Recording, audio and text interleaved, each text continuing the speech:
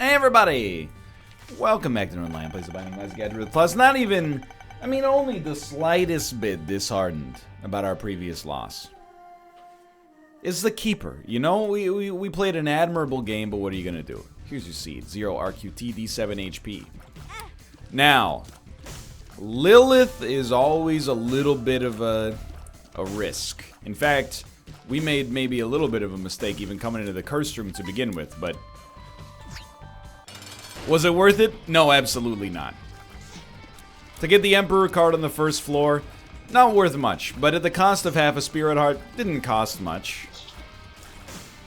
We could have taken the Emperor card with us and maybe used it on a future floor for a greater yield, but I mean, then you're holding the card forever and it takes up space and you're taking another half Spirit Heart on the way out. You know the deal. So I got a cat, like, walking around my feet right now. What is it, Tomo? What is it, buddy? Tomo is a very respectful cat. I think, are you showing your appreciation for the wet food you received earlier today? Is that a yes, Tomo? Oh, you're welcome, Tomo. It's my pleasure. Always happy, you know.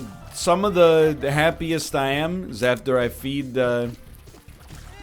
my cat's wet food and they just gobble it up. It's like, you know, they're happy, I'm happy.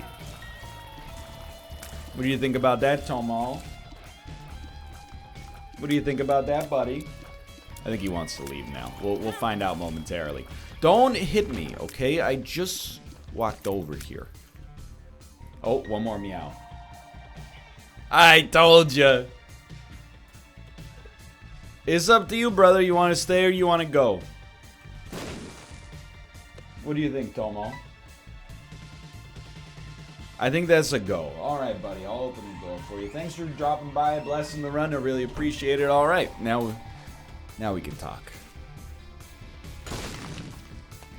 What was I don't think I was talking about anything at all.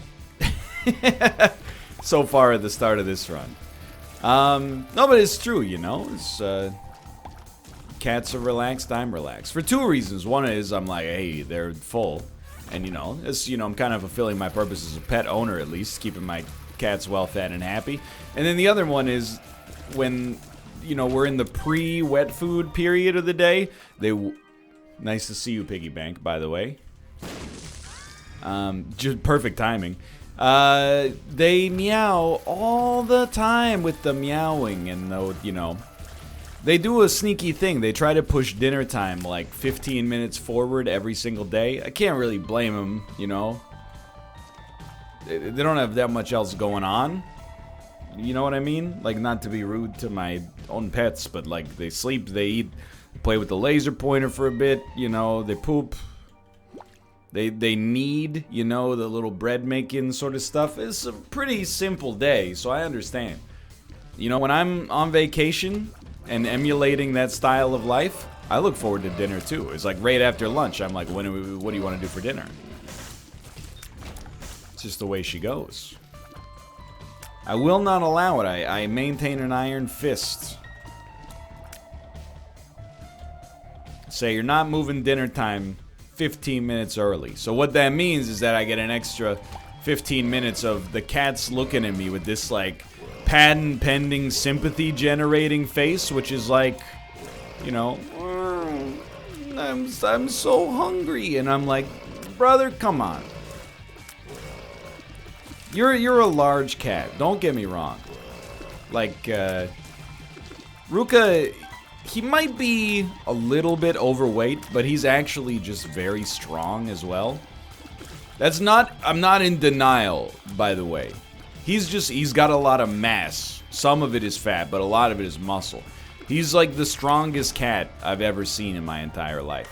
And when we take him, you know, to get groomed so that he doesn't, you know, shed so much that we have to vacuum like every 10 minutes, even the groomer is like, you know, Tomo, he's like a normal cat, but Luca, literally what she said last time is he's built like a tank. He is. He's like, he's a torpedo. When he starts running at you, you're like, I gotta brace myself. Tomo, he's got like a little, he's got a yo-yo thing going on. He used to be overweight, and then he became very, very underweight, to the point where we went to the vet a few times, and they were like, he's healthy. Sounds like he's just a little weird. And I was like, you're telling me, man. Now, you know, he's packed on a kilogram or so in the past few months, and I'm like, dude, I'm jealous. Maybe I gotta start eating a little bit more wet food. Not that I necessarily need it, but, you know, it's kind of what I'm trying to accomplish at the very least. Oh, dude, no, don't hurt me. Don't hurt me. I need to get this rainbow poop, please. Let me out, thank you. Okay, now we're protected. We don't need to worry about, like, a deal with the devil situation now. We're good. We need to get hit so many times in order for the deal with the devil to get compromised. Anyway, so, you know, I don't care. I'm that guy. He talks about his cats. I love it, dude. They're my surrogate children. Surrogate? I don't know what surrogate means now that I think about it. That's one of those words I just kind of throw out there. I don't fully know the meaning. Surrogate is like a substitute, I think. Something like that. Okay, I just like literally any consumable would allow us to start working our way towards being able to turn that consumable into a key. Any consumable that's not, well, to be fair, any consumable that's not just money. Money's not worth that much for us. Although I guess it is, because we could play on the arcade a little bit. It's just going to take us a little longer than anticipated. That's okay. Dude, today's Friday. Let me tell you, I love Friday. I've probably said it so many times that you're like, shut up about it. Definitely. We wouldn't take that probably in most situations anyway. Hold on. I'm thinking about this one. Because if we get like some kind of juicy spirit heart setup, I don't really want to lose Whore of Babylon. I could really use the DPS here. But the thing is, one red heart does equal, you know, more deal with the devil potential. However, we already have a bone heart, which is, like, really good in and of itself. You know, for staying alive.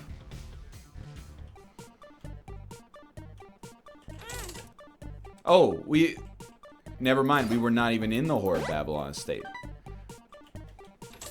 We have 3 luck. That's very surprising. Don't give me Skatol yet, please. You! I don't want it. I don't want it. I want that. Thank you. A single key. Okay, now you could use the key to go to the shop, which is exactly what we're going to do. Thanks for the suggestion. It allows us to purchase a key. Now, I don't think this would take our bone heart. Nor would I, to be honest with you, really like it to. So I gotta work on this just a little bit here. We're going to do what we did on the Keeper run. We're going to take our time. But anyway, the rest, it plays out a little bit like a flowchart for this floor. So I'm going to anecdote it up. But I got to tell you, man, I love Fridays. Why do I love Fridays? Well, I stream Monday, Tuesday, Wednesday, Thursday. Actually, Sunday, Monday, Tuesday, Wednesday, Thursday.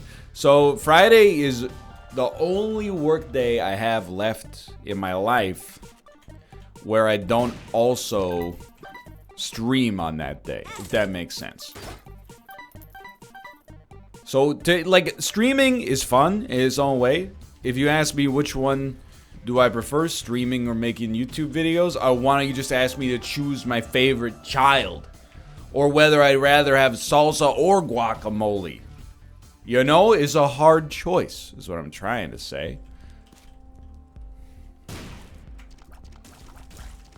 Not worth it, I think. Although, you know, we could just buy a bunch of spirit hearts so we feel a little bit better. But, I mean, come on. This is what we want here. And I think we'll try to put ourselves in permanent Whore of Babylon state. But if we're going to do that, we might as well just pick up the stem cells and then not pick up red hearts if possible moving forward. That seems correct to me. Plus, this also gives us an incredible shot speed upgrade. But yeah, you know, whenever you have to be, that's very worth it. Whenever you have to be live, you know, honestly, being live on Twitch, it takes it out of you. It is, I say it a lot, but, you know, I know it's not like working construction or something like that, but it's exhausting. Making videos is a little bit more leisurely, at least. You know, you finish a video, you take a break, you know, you can go to the bathroom as many times as you like. You're never holding it in and being like, oh, did I go to the bathroom too much? You know? It's just a little bit more. It's like it's casual Friday. I'm realizing now that's exactly what it is. Now, don't get me wrong, I love streaming too, but and I'm very productive on Fridays. It's just you can take breaks a little bit more guilt-free. You know, it's more sustainable for the whole day, if that makes sense. Like 3 hours of making videos is like, when does the real work start? Probably shouldn't say that. It makes me sound. Next time I complain, this clip is gonna make the rounds. But you know, what I mean to suggest is that it's not that. Oh, what is wrong with me? It's not that taxing. After a 3-hour stream, I'm like, I need to eat a 1,200 calorie meal. And I need to just like sit still and shut my mouth for, I don't know, at least 20 minutes would be ideal. Thank you.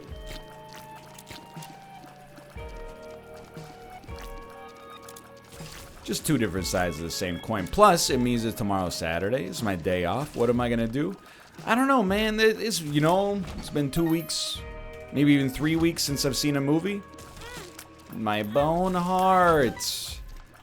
Definitely seems like it might be time to see Once Upon a Time in Hollywood. Like 5 movies open this weekend, and I don't want to see any of them. It's the perfect time to see a movie I probably should have seen like 2 weeks ago. I don't want to see the Dora the Explorer movie, okay? I didn't grow up with Dora the Explorer. More of an American sort of property to begin with, and then on top of that, I was too old. People always assume that, like, you know, I'm something kind of like gatekeeping when I say that, but like, I really don't see it that way. I was too old to watch Dora the Explorer. I was old enough when Dora the Explorer was airing that if I went to my friends and went, yo, did you guys see the episode of Dora last night? They would assume that I needed to speak with like a physician or something. You know, I get the idea. You're never too old to, you know, watch whatever you want to watch. But if you're actively seeking out, you know, programs that are like 1, 2, 3, 4, 5, say it with me, 1, 2, 3, 4, then it's a little out of character, depending on your age. Not that you can't, maybe you just find it pleasant, you know? I'm just saying you have to admit that it is outside of the social norm, and thus illegal. Let's do it. I'm ready. Oh, it's a double floor, too. Please tell me I'm excited is over. Oh. It's okay. I don't know, man. It's running into a little bit of trouble. Unlike the board game, it is not fun getting into this sort of trouble. It's pretty big. I think we do want this, too. Let's give it a shot here. Raw Mega with 8 bombs. Definitely could be worse. 8 Mega Bombs. Okay, so we're playing this much more like a traditional sort of run now. HP, leverage it on deals with the devil, enjoy your life. Why don't you go see Scary Stories to Tell in the Dark? Well, you know, I like Guillermo del Toro, but it's one of those things where I'm like, Guillermo del Toro directs a movie, I'm like, I'm interested. Guillermo del Toro produces a movie, I'm like, I'm not saying that means he's a bad producer, just that I'm like, it tells me something if he's like, I'm not gonna direct this one. Like, I saw Pan's Labyrinth in theaters, loved it. Saw Pacific Rim in theaters. I still don't know where, like, critical or, like, public consensus is, but I think Pacific Rim is a very fun movie. Pacific Rim 2 does not exist, as far as I'm concerned. It's one of the most insulting sequels I think I've seen in recent memory.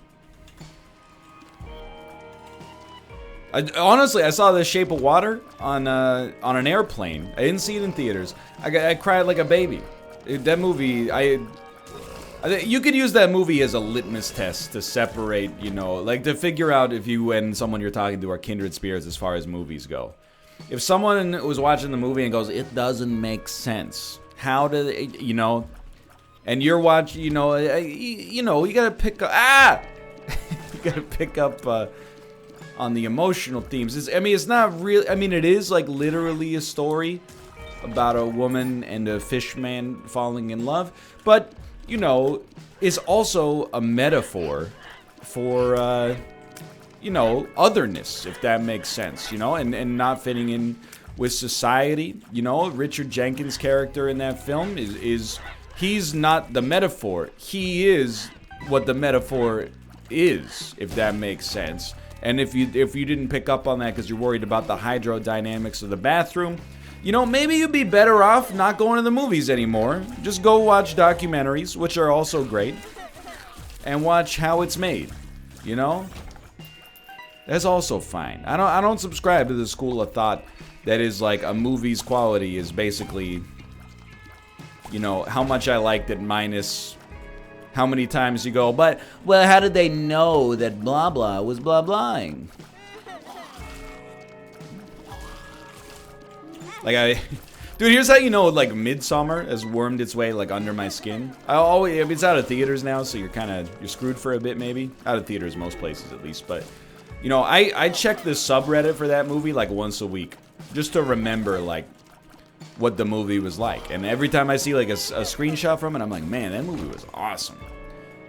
But then occasionally you see posts that are like, and this is not a spoiler, but you're like, why didn't the police get involved in this? Like, it seems unrealistic to me that you're, brother, look, I get that it seems, what's the word? Maybe like disingenuous to be like, shh, it's a movie. But like, how did this happen? When did we, as a society, when we go out to watch a movie, get to the point where we're like, well, the Spider-Man Far From Home, it was a nice adventure sort of romp, but, we see Peter web-sling for like 45 seconds straight, and yet we don't see his web-slinging canisters. Are we supposed to believe that he swallowed the web-slinging canisters? And, it really took me out of my immersion of the film. Look, you could watch movies for whatever reason you want to watch movies for. I just, at some point in a 2-hour-long story, there are usually going to be either unexplained things or potentially a narrative shortcut, if that makes sense. You know, like, unless you want your movies to start being 4 hours long, because the characters are like, hey, where did you go? Oh, sorry, I was just taking a pee in the bathroom because I drank so much water in the last scene. I picture like moviegoers being like, okay, now this is a well-crafted film. I believe these are real people. Every scene starts with a toilet flushing. I've just taken a bowel movement because I'm a real human being. I know it's an unfair criticism of criticism when I say, I put on a nerd voice and I go, yeah, Schindler's List is a classic, but not once does Schindler use the bathroom. What, are we expected to believe that he's a cyborg or something like that? You know what's actually, and this is more negativity than I'm usually comfortable these days steering into, but one of the other things that started to annoy me a lot with not film criticism, but, enthusiast press around movies, is every movie having pet theories about what actually happens. Here's my theory. When, Kobe Smulders isn't on the screen, what she's doing is using a cybernetic telephone to call Thanos. Okay, we definitely do want Dead Cat here, I think. And, I get it because, well, I sort of get it, is what I should say. Because in some movies, it's kind of interesting. Because some movies put, like, little Easter eggs, like in Inception, they're like, you know, oh, you know, his charm is weightless because of the fact that he's in a dream or something like that. And you're like, ooh, nice little touch. But now I feel, not always, but that a lot of films end up getting this community surrounding them where people are like, you know, they're trying to come up with their own theories for what actually happened in the movie. And I'm like, I mean, you could just like, it told the story. My theory is that there were actually originally 8 dwarves. The 8th dwarf, Stabby, was exiled in advance of the events of Snow White and the 7 dwarves, and that's how he ended up finding Maleficent and alerting her to the position of blah, blah, blah, blah, blah. I don't know if Maleficent is from Snow White. That's one of those, I don't...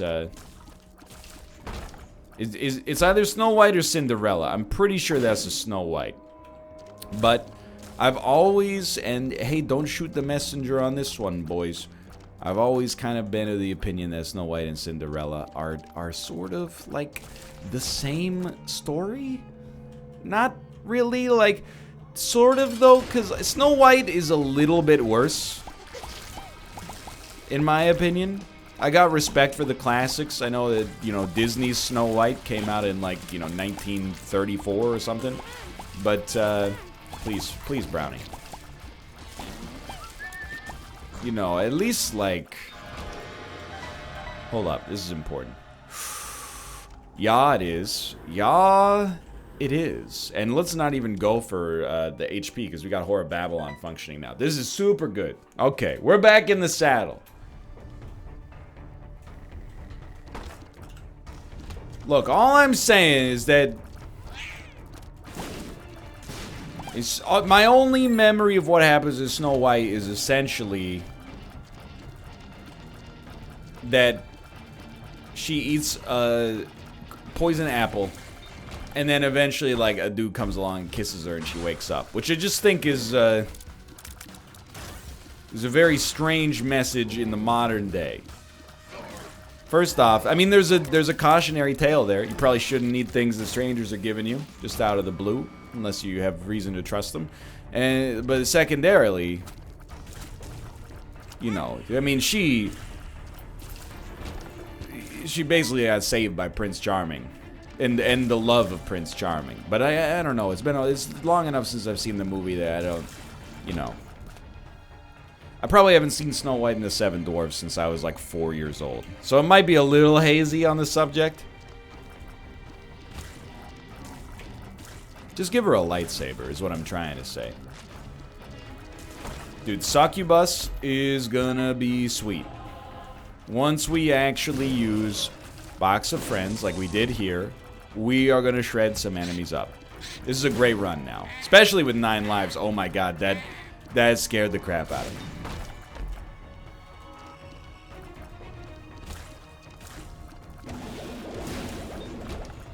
Thought I had somewhere else to go. Oh, I did. I remember I read an anecdote. I'm not afraid to say it. It came from Reddit. But it was a thread that was like, was the dumbest, like, parental decision your parents ever made? Or most, not dumbest, like, you know, led to you being a compromised adult. But, you know, dumbest in the sense that, like, it just didn't make any sense to you, now or then. And someone said, like, my grandma wouldn't let me watch Snow White and the 7 Dwarfs because the idea of an unmarried woman living with 7 men was scandalous. Like, if you think that Snow White and the 7 Dwarfs is a scandalous piece of media, you might need to, you know, get a little bit more context, I think. That being said, you know, she was born in a different era, I suppose, but still. That's just, it's not mean-spirited, but hilarious to me, at least. I was trying to think of, like, what it would be for me. Definitely, the one that strikes me is that my mom wouldn't let me buy Diablo, whatever you want to call it, you know? The RPG from 1996. She wouldn't let me buy it because it was, I mean, named after... she was not religious, but, you know, it was, like, named after the devil, so... and it was a violent game. I mean, it is a violent game. There's some digital gore. But I had to wait until I was 13 in order to purchase it. The game came out when I was like 8.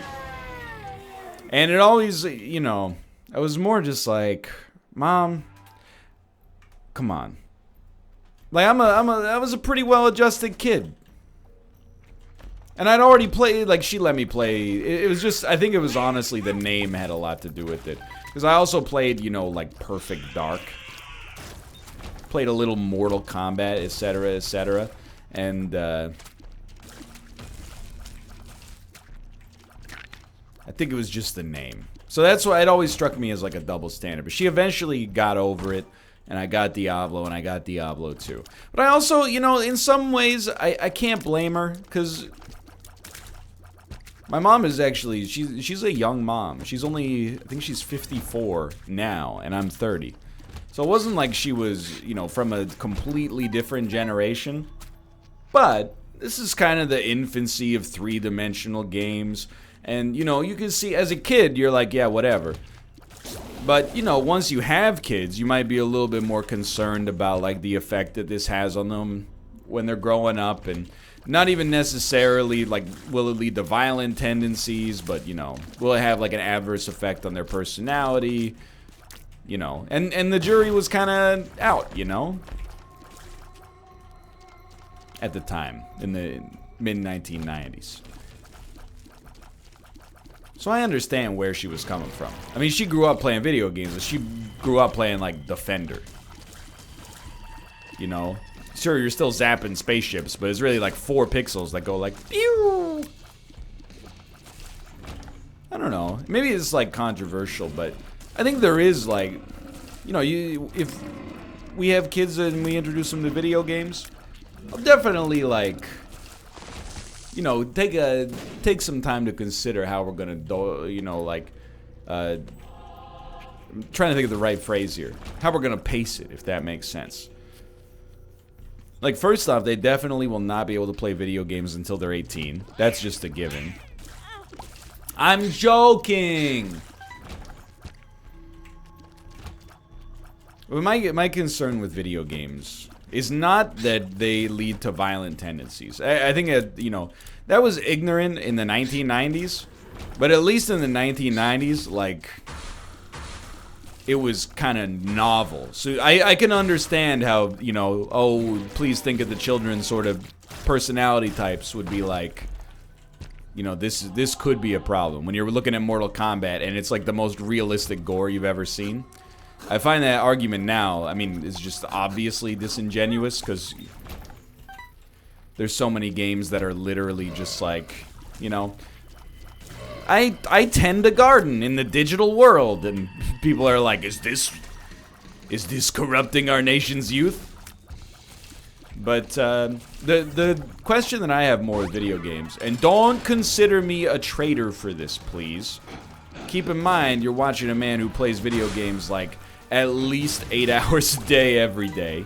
But is like, I think that I always worry about like attention span. And I don't know if this is actually something people concern themselves with. But I'm always like, you know, when I see my nieces playing these mobile games, and I think it's not, like, it's kind of unfair for me to be like mobile games, because I think PC games and console games do this as well. But it makes me worry that, like, you know, when they enter, like, their middle school and high school days, these games are gonna have created, like, a predisposition to, like, desire entertainment to be, like, 30-second bursts. Like, you gotta hit me with something entertaining within, like, the first 15 seconds or I'm out. Click, click, click, open a new tab. Click, skip ad.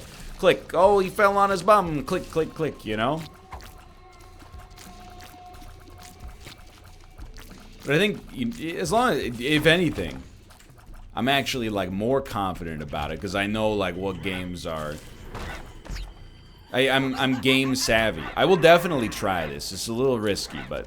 By the way, I didn't even notice, but we have 2 incubuses by default. When the heck did that happen? So, like, if my kid is like, hey, I want to play, Despicable Me Minion Rush, I'm like, alright, you can play that for half an hour. If my kid is like, I want to play Baba as you, I'm like, all right, can I get you something for lunch?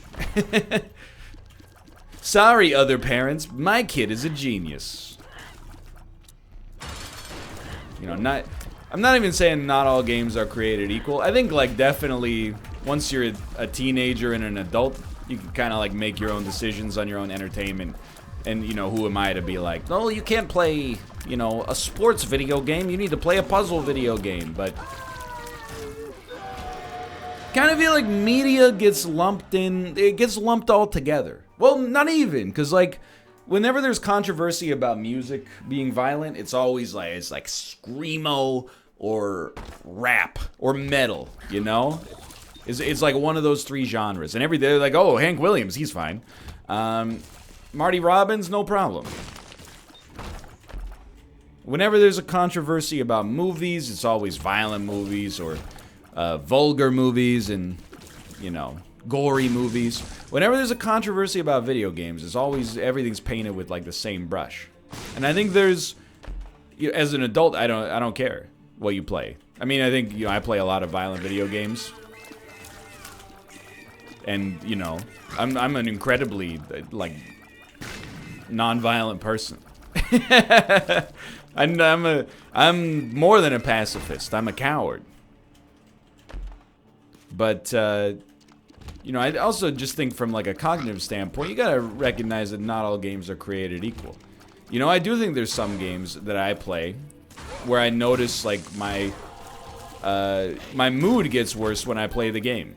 That's more of what I'm talking about when it comes to, like, not regulating what your kid plays, but, like, you know, paying close attention and supervising, making sure they have good influences. I got nothing against the Call of Duty franchise, but when I play Call of Duty, sometimes I get a little frustrated. And, you know, if my kid is like, I want to play Call of Duty, I'd be like, okay, we'll watch you play for a little bit, see how it goes. If you start calling people bad words through the microphone, maybe it's time, you know, you picked up Stardew Valley for a little bit, you know what I mean?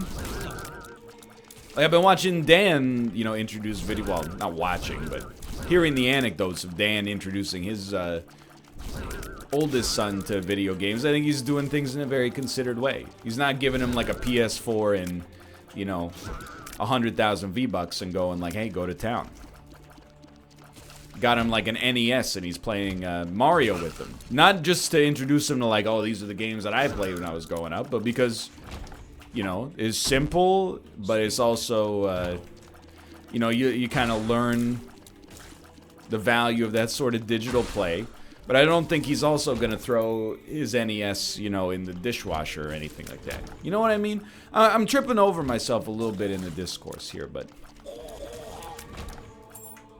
I think my point is getting across.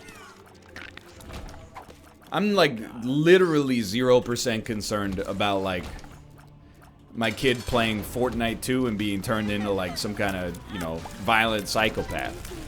I am a little bit concerned my kid growing up playing, you know, FIFA and then getting maybe, like, a predisposition to the loot box style of monetization and perhaps finding himself, or herself for that matter, at, you know, perhaps greater risk of like a gambling compulsion later in life. Basically what I'm trying to say is I think every child needs a healthy dose of boredom. Boredom, it gets a bad rap, but it's a motivating thing, and I'm being like half facetious. I don't think you should sit your kid in an empty room and be like, hey, just use your imagination to entertain yourself. Obviously, this is not what we should have done here. But, like, some of the... Wow, both very good pills. Some of the best things in my life have been, you know, born from boredom. When you're bored, you got to figure out a way to unbore yourself. Maybe you're going to read a book. Maybe you're going to... Hey, you know, I never learned anything about Pablo Picasso. Let's go check out his Wikipedia article, see what's up with that. You know, you're forced to kind of like, oh, Windows Defender. You're forced to kind of like be the author of your own destiny when you're bored.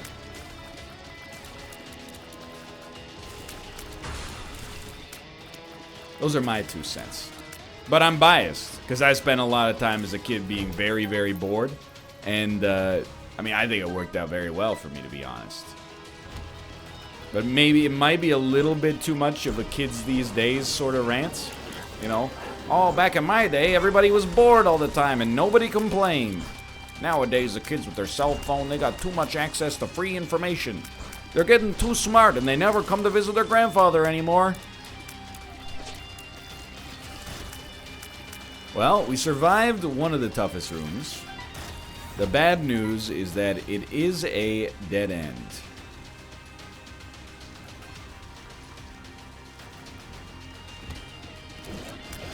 That's horrible. Yeah. Yeah. Okay, please. You know what? A judgment card is actually pretty solid. I actually think... I don't know where our HP is at. It's got me a little twisted up here. Also, let's drop left hand, like, for real this time. It's got me thinking maybe we should take a red heart, but definitely the right course of action if this guy pays out with HP is to... die, respawn with one of our 9 lives, and then pick up this to get 2 HP instead of 1. Also, don't forget to use your spacebar item. Dummy? That's me. I'm calling myself a dummy. Alright, brother, like, you know... we got a long road ahead of us here. I appreciate the consumables, but, you know, it wouldn't kill you maybe to just, like... this is a long song and dance. You wanna go home, I wanna go home. Why are we engaging in this? Okay, and then I just immediately picked it up. Oh, but that made Dark Prince's crown work. So, actually, this is a great situation where my impulsiveness protected me from my own ignorance. Who would have thought? What a strange situation indeed.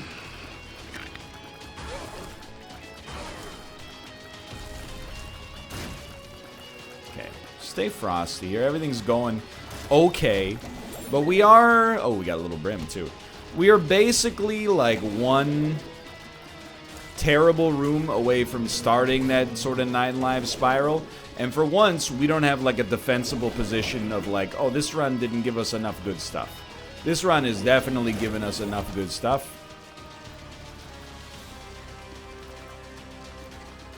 It's up to us not to squander it. That's an embarrassment. Like, that's actually a comical way to be hit. With all the positives we got going on, so we're on 8 lives, 1 HP. We want Spirit Hearts. But are otherwise, like, not that perturbed. And I know it sounds, like, busted, but honestly, we're in a pretty great spot. Statistically speaking, we got huge positives working out in our favor. Yo, you got a license for that many turrets? It's like a freaking turd stampede.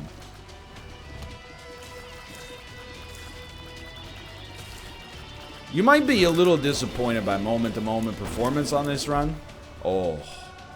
But I gotta tell you, don't lose sight of the fact that historically, I'm like an absolutely terrible Lilith player. This has actually, from my estimation at least, gone relatively... oh, come on! Relatively well as compared to the norm. Please just die before you can hit me with the cage-style shots. And honestly, it should not really be much of a challenge to beat Blue Baby. Really, oh, just maybe move out of the way of the shots from time to time. The real challenge will be, like, if we come across nasty rooms on the way to the Blue Baby fight. That's alright, we got him. It's embarrassing, but... yeah, absolutely. It is apparently the longest chest I've ever seen in my life. I thought about phrasing, but then I thought, you know what? The phrasing didn't seem that triple entendre-esque on that one. Okay. Thank God. It's an easy rune. Still wouldn't have, you know, been upset to get a Spirit Heart, but... Very tight dodge. Just a lot of stuff on the screen. Trying to make sure I got tracking on every shot that comes out of the enemy. And dude, we dominated there. Okay, so we got back to 1. It feels good. That's all we can do. For now, thanks for watching. I hope you've enjoyed it. If you did, click the like button. Helps out a great deal. Of course, subscribe if you want to see more in the future. For now, thanks for watching, and I will see you next time. See ya!